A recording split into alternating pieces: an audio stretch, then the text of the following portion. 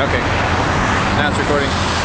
So we're on the Mexican side right now at a spot that's we have a pretty good vantage point of what's going on here.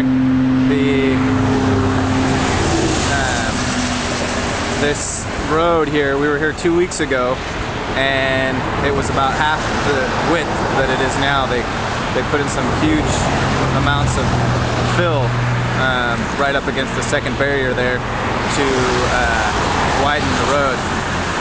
And so anyway, this is here's a guy going a big caterpillar thing or whatever going out there, and this is the parking area for all the POVs and the construction vehicles.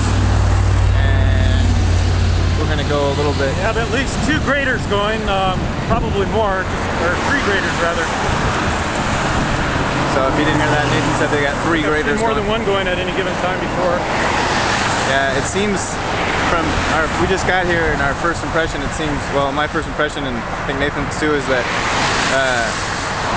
they're working pretty hard. This is the hardest I've seen them work in the most vehicles they've had out here all at once.